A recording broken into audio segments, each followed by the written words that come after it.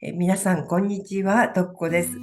脱ステロイド、脱保湿治療の提唱者でいらっしゃる佐藤健二先生の許可をいただき、ブログや YouTube、学習グループなどでこの治療を世界に広める活動をしております。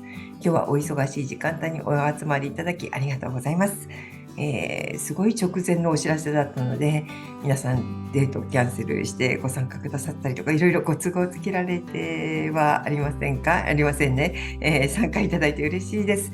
また恐れ多いことに、今回も脱保湿の大先生たちが素人の講演に皆さんご参加くださり、心より感謝申し上げます。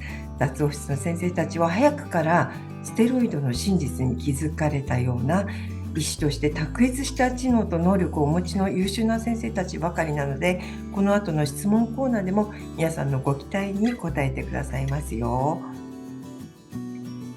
さて、私のブログ、元気が出るとっこの部屋は、最近めったにアップができないほど多忙になっているんですが、読者さんは世界170カ国に広がっていまして、それに伴いこの日本発祥の素晴らしい治療法、脱保湿、英語で NMT のモイスチャライジングトリートメントも地球規模で広まりました。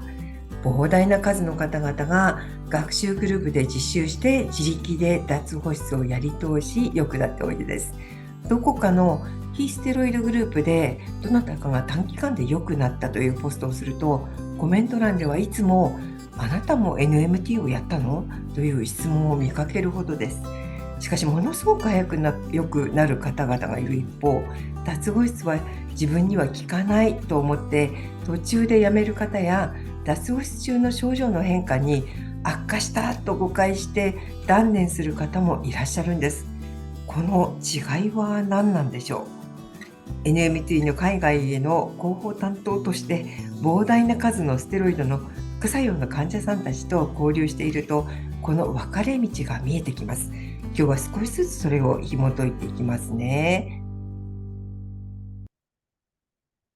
世界中のステロイド副作用の救済グループで脱保湿中の患者さんたちと毎日夜中まで接しているのですが、そのままにしていればもうすぐ治るのに悪化したと誤解して、あるいは治癒までが待てずに保湿剤を塗り始めたり保湿行為をしたりというふうに脱保湿治療をやめてしまう方がいらっしゃるんです。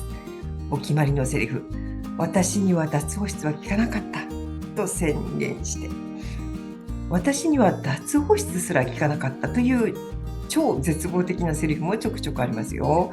それくらい世界で有名になった治療です。本当にもったいないんですよ。脱保湿で良くなった経験のある患者さんたちであれば、どなたも見ただけで、うわーもうすぐ治るのにと察しがつくのにギブアップしちゃってるんですね。なんとかお伝えしたいと思うんですがね。ネット上で脱保湿経験者がそんな方にアドバイスしているケースも見かけますが、大抵の場合言われた側は治療の選択を否定されたと気分を害され、聞く耳を持ちません。痛いは見た目が悪くなっているはかゆいはの三重苦で我慢の限界みたいな段階にいたりしますからね。で、親切にアドバイスした方は周囲から言われます。脱保湿だけが治療じゃない。治療は選ぶ権利がある。私も途中でやめた。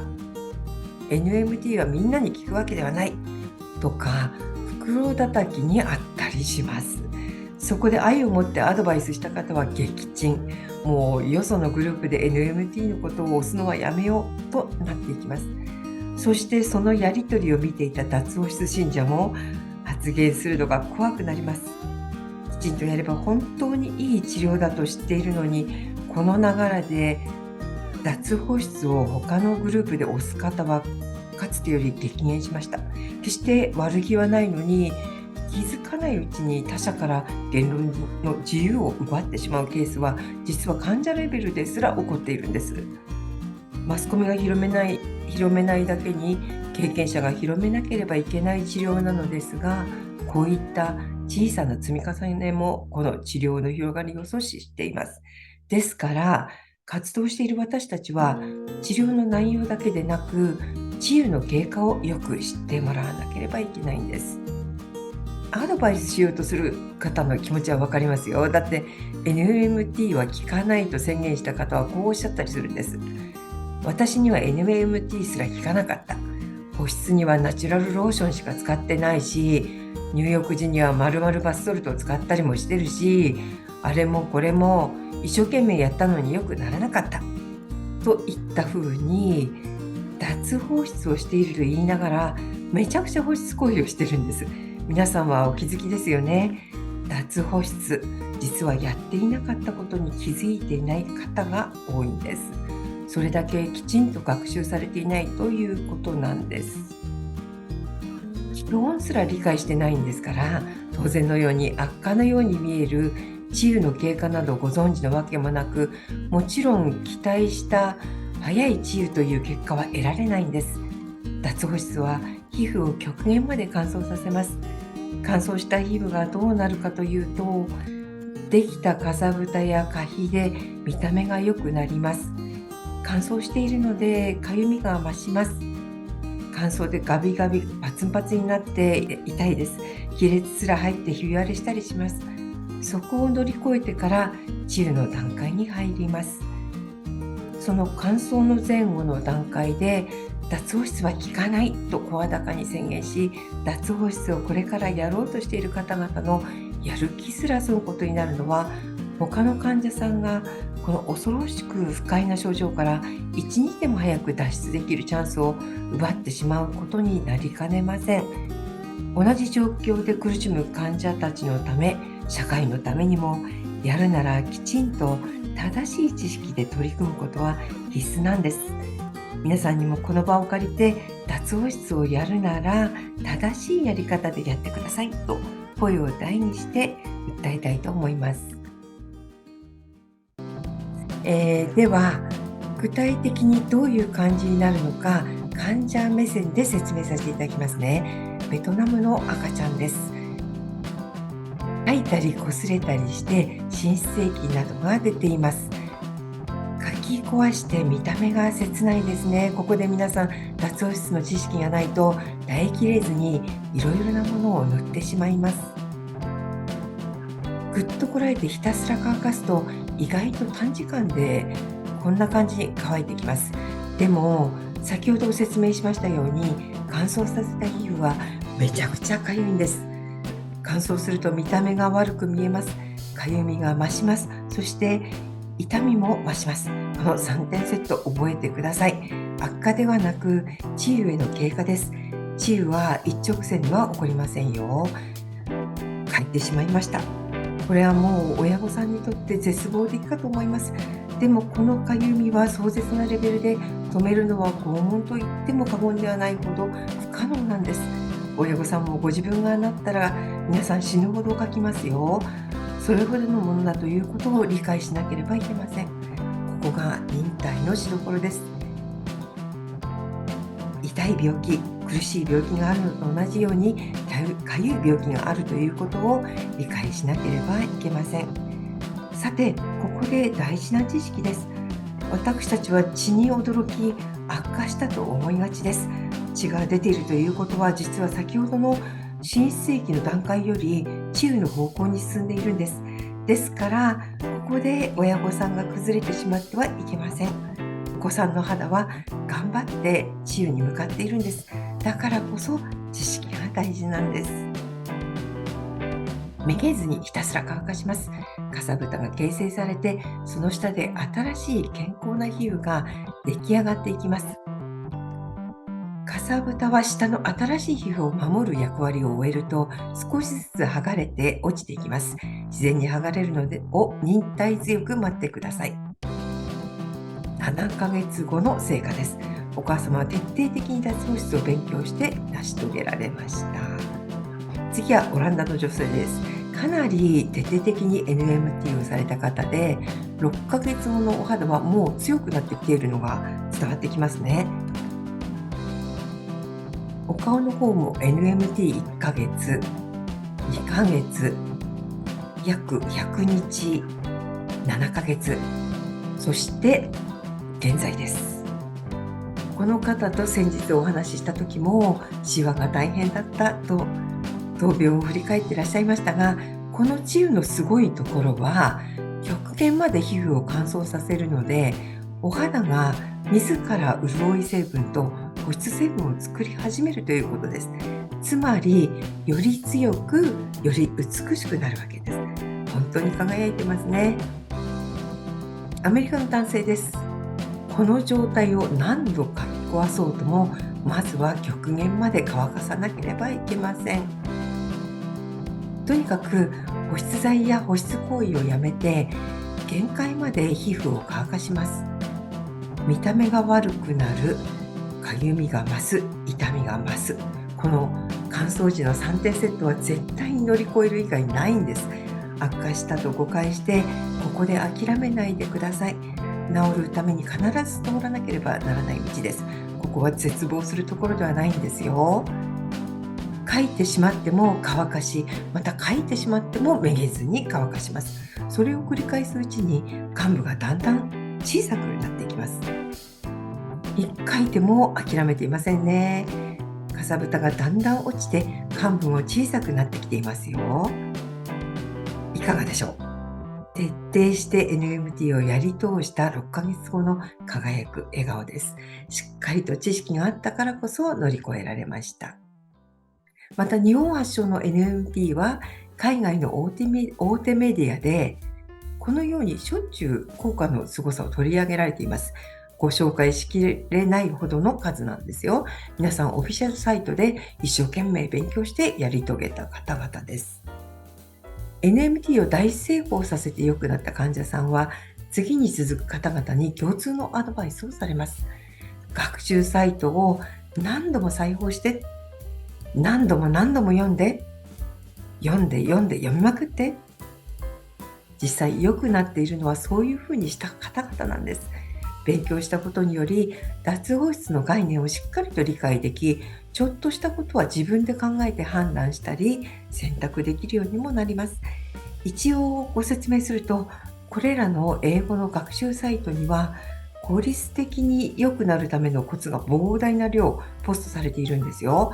全部読むのは私ならちょっとやりたくないなぐらいの量です。ほとんど私が翻訳したり自分で書いたりしたんですけどね。それほど膨大な量の勉強をしなければいけないことがあっても、本気で良くなりたいならやるしかありません。確かな知識を徹底的に身につけなければいけないんです。だって一つの知らなかった医学をマスターしようとしているのに、たった一つの記事を一度読み流しただけでできるほど簡単なものではないんです。日本人はラッキーですよ。脱毛室の先生たちの名著がありますので、しっかりそちらで学習してください。私はちゃんとやっているのに、それでも良くなりませんと口を言ってしまう方。その時点で書籍をきちんと理解するところまで読んでいらっしゃらないことを謙虚に受け止めた方がいいかもしれません。そういう私も佐藤健二先生の著書に記載されていることをしっかりと覚えていませんから、再度質問して先生を困らせる常習犯です。皆さんを勉強不足だと責める立場にはありません。でも症状が長引いたりしないためにも、確かな知識でやることが何より大事なポイントですよ。次になかなか良くならない方の特徴をお話しします。これは全員がそうだというわけではありませんので、該当する方は参考になさってみてください。毎日のように自分の症状を SNS に上げて愚痴を言ってしまっている方は、なぜか治癒までに時間がかかります。どこかの脱捨てグループに入るや否や、ずっとご自分の症状を長引いてポストしているような方を見ると、この方は時間がかかるなぁと今の私には分かります。そして残念ながらそういう方は漏れなく次の年にも同じことを繰り返しています。これは顕著にそういう結果が出ているのを私も何年も活動で見てきているので確信しています。なぜそんなことが起こるんでしょう。自分の幹部に気持ちを集中させすぎているのではないでしょうか。病気のことばかり考えて病気を治したいと思っても病気は離れてくれません。そもそも読んでいるだけで苦しくなるような辛い状況を書き連ねて読んだ方々を悲しい気持ちにさせて、自分はなんとか早く治りたいという時点で実はもうアウトかもしれません。どんな状況でも他者を思いやる心の強さを磨く人間性の成長のチャンスと捉えて、毎日のポストは少しずつ抑えていきましょう。また、私の場合はタイプという方々も治りづらい印象です。どういうことかと申しますと、せっかくいいアドバイスをされても、私の場合は顔に炎症があるからそれはできないのよとか、私の場合は首の炎症だから首はよく動かすところだし大変なのとか、私の場合は関節なので動かすと痛むから保湿なしなんて無理なのといったような、私はの方々です。症状で手一杯なんだと思います。わかります。でも、ちょっと落ち着いて想像してみてほしいんです。今、お嘆きの場所でなく別の場所だったらよかったんでしょうか。ステロイドの副作用は、今まで症状が出たことのなかったところも含んでの全身症状になりがちですが、どこに起こっても快適ではありませんし、不便極まりない生活を強いられます。その炎症がどこに起ころうと、完全に乾かさなきゃいけないんです。乾かすとその部位は亀裂が入って、その避ける痛み、悲鳴を上げることもあります。重い軽いの差はあれど、どこに起きてもそれはもう大変なんです。それぞれ工夫しながら痛い部位を少しでも動かさないように生活をするしかないんです。嘆いて泣いて行動です。私も首がひどい時運転していると、左右確認やバックしようと振り返るとパツンパツンと亀裂が入る、そんな繰り返しは経験があるので分かります。でも脱毛室をやると決めたら保湿はしないんです。痛い部分の動きを減らすようにして、なんとか乗り切るしかないんです。早く治った方がいいですもんね。首をできるだけ動かさないために、私も一時は高貴な人のように背筋を伸ばした姿勢でうなずくのもロイヤルな感じでゆっくりするとか工夫していましたよ。笑えますよ、そういうの。また、例えば入院中、鼠径部のひどい炎症の友達とは、一緒に関節を曲げないカニのような歩き方で歩き回ったりしました。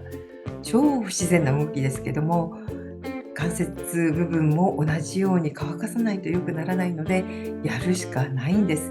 大変と言っても、今振り返るとあっという間でしたよ。皮膚は自ら乾いて治ろうとしますので、しばらくの間ちょっと辛いけれど耐えてみてください。不自然な怪しい動きも自分でおかしくて笑いがこみ上げてきますよ。笑いが出てきたら治りも早いです。本当ですよ。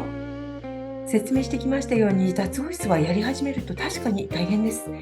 今までステロイドなどの薬でかなり早く症状を引っ込める治療を繰り返してきた私たちですから、ゆっくりとした進み方に焦る方がほとんどでしょう。たったの3日くらいで良くならないとパニックになって海外から私にメッセージを送ってくる方々もいらっしゃいますが、改善には肌のターンオーバーの期間なども考慮しなければいけませんし、そこまでインスタントにはいかないんです。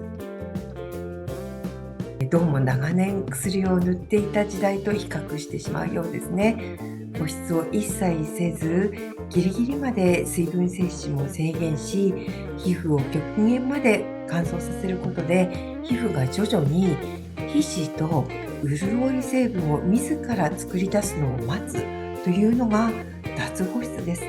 この部分が意外にも理解されていなくて、脱保湿をやりながら保湿や保湿行為を繰り返している方は多いです。非常に多いですよ。また、先ほど説明させていただいたように、治癒の途中の乾燥段階で、知識不足から治癒に向かっているという確信が持てず、心が落ちていくという悪循環も起こります。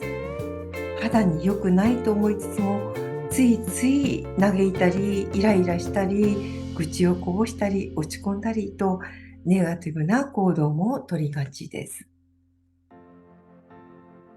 さて、どうしたら愚痴や嘆き、落ち込みが止められるんでしょう。大変に難しい技のいる話なのですが、多くの場合、こういうネガティブな感情が起こるのは、実は私たちに感謝が足りないからなんです。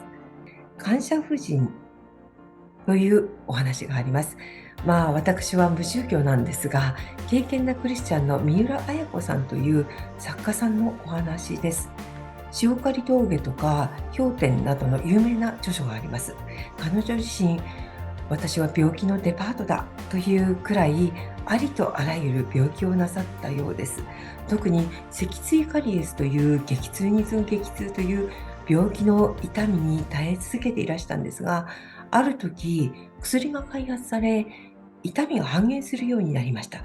しかし、筋肉が硬直してしまうという副作用のある薬だったので、それを防ぐために20年間毎日数時間マッサージを受けなければなりませんでした。そしてなんとそれをご主人が買って出てくれたというんです。彼女は毎日ありがとう、ごめんなさいと言い、申し訳ない気持ちでいっぱいでしたが、その度にご主人は It's my pleasure、 僕の喜びだと答え続けたそうです。この言葉を聞くたびに彼女は何度も涙を流し、どれほど泣いたことかとエッセイに書かれています。さて、感謝婦人のお話に入りましょう。彼女の仲間たちの中に、どんな話題に対しても、ありがたいことですよね、神様に感謝ですよね、と口癖のようにおっしゃる女性がいらして、皆から感謝婦人と呼ばれていたそうです。ある時、お住まいの北海道旭川で、夏の一番暑い時期に、20日間もの長雨に悩まされたことがありました。作物も育たないだけでなく、洗濯物も乾かず、皆、寄ると触ると、長雨で困ったものですね、と嘆いていました。そんな時、ふと一人の友人が、こんな長雨にすらも、感謝婦人はありがたいですよね、と言えるのだろうか。どのように言うか見てみたい、聞いてみたいと考えたんです。そのチャンスは訪れました。友人は感謝婦人に向かってこう言いました。本当に困ったものですね。20日間も長雨が続いて、洗濯物は乾かないし、農家の方も牧草が育たないと言って困っています。本当にどうしたものでしょうね。そうしたら感謝夫人はにっこり笑って答えたのだそうです。ありがたいことですよね。神様に感謝ですよね。さて、ここで皆さん、想像してみてください。夏のとても短い北海道。海水浴のできる日数すらものすごく少ない地域ですし、入れても水は冷たいですよ。日照時間が少なければ作物も育たないし、大変なことです。皆さんならどこに感謝しますか？私も本を閉じて考えましたが、ありがたいことですよね。神様に感謝ですよね。という思いにはたどり着きませんでした。参りました。高3です。教えてください。本を開くと、感謝婦人の解釈はこういうものでした。この長雨をもし1日で降らせたならば、川が氾濫したりして多くの人が困ったでしょうね。限りなく優しい神様はこの長雨を20日に分けて降らせてくださったのですね。ありがたいことですね。神様に感謝ですね。そう言ったというんです。ここでストーリーは終わりません。三浦綾子さんは激痛の脊椎カリエスをお持ちです。晩年にはパーキンソン病も患っていたそうです。彼女はその感謝婦人の話を書いた後で、このようなまとめ方をするんです。もし、育児なしの私に、この脊椎カリエスの痛みが一挙に押し寄せてきたら、私は耐えきれなくなっていただろう。限りなく優しさを持っている神様は、その育児ない私に対して30年に分けて痛みを分散してくださったんですね。だから私は耐えることができました。ありがたいことです。神様に感謝です。こまで物事を崇高に捉える域に到達するのは、それだけ大変な経験を重ねてこられたからこそでしょう。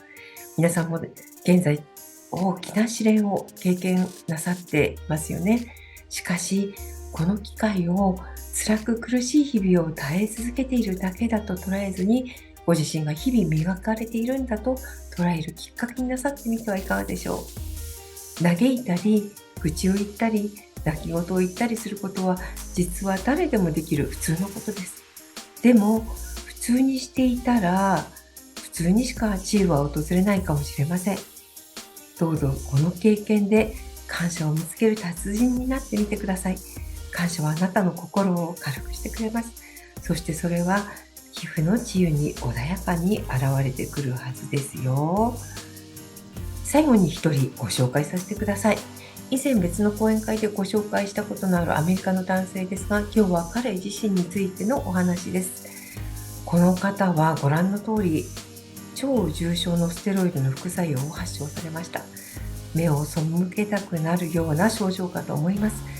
しかし、NMT 学習サイトで脱毛質を一生懸命勉強し、徹底的に正しい脱毛質をやり通し、4ヶ月後にはこのような成果を出されています。入院患者とさほど変わらない速さで回復されたことからも、彼が全力で乗り組まれたのは明らかです。しかし、もっと納得できるエピソードがあるんです。つい1週間くらい前のことですが、海外のよそのステロイド副作用のサポートグループで、彼が一人の苦しんでいる患者さんのポストに、僕は NMT を勧めますよとコメントしていたのをたまたま見かけました。ちなみに、良くなってから個人的にそういう活動をする外国の方が増えていますよ。で、ポストした方が NMT はどのサイトがいいかと聞き返されたことに答えた彼の返信に、私は一瞬息を飲みました。彼は私の世界的にヒットしたブログ記事を上げながら、僕はこの記事を多分200回は読んでいますと答えていたんです。さりげに200回と。いかがでしょう。言い換えると、それくらいやったから入院患者と変わらないほど早く良くなったんです。2つ学ばせていただきました。まず、私たちは何かを1回読むと往々にして大体理解できた気になるものです。でも肝心のポイントを理解できてないこともありますし、何かを見逃すことも起こり得ることです。ちゃんとやっているのに良くならないと嘆くよりも、欠けている知識があるかもしれないという謙虚さを持つことは、望むような早い治癒のためにとっても大切なことだと思います。前向きな謙虚さはあなたを救います。2つ目ですが、皆さん彼のエピソードからこの治療をやり通そうという並々ならぬ覚悟も伝わってきませんか？ここなんです。ゴールへ向かうこの心の姿勢が大事なんです。私が今日皆さんに伝えたかったのは、この内側から湧き上がってくる自分の体を元の健康な姿に戻そうという目に見えないエネルギーについてなんです。世界中の方々と日々接し、そのエネルギーを上げることに成功した方々が次々と良くなっていくのを日々見ています。今の医療は血圧が上がれば薬で血圧を下げ、血糖値が上がれば薬で血糖値を下げるという症状を消すだけの対症療法で治るものではありません。皮膚炎も新薬に頼る方法も一つの手段かもしれませんが、自分で治そうというエネルギーをまず活性化できるようになることが本当の治癒の一歩目であり、医療の原点のような気がします。何かに頼らないで良くなった皮膚は自力で潤い成分と保湿成分を作り出しますから、年々丈夫で美しくなっていきます。心は見えないんです。例えば元気そうに見えても内側ってご自身にしかわからないんです。別な角度から表現すると、ご自身にしか調節できないものなんです。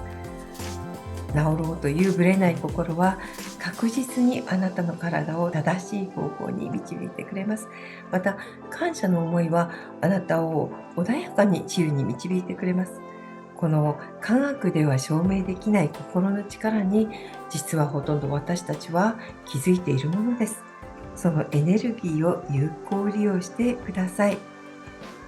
覚悟があるから努力もできるし、忍耐が可能なんです。あとは感謝を見つけながら、この旅のゴールに向かってください。途中下車せずに心をリラックスさせて目的地まで向かってください。それが一番の近道です。皆さん必ず良くなりますよ。ご清聴ありがとうございました。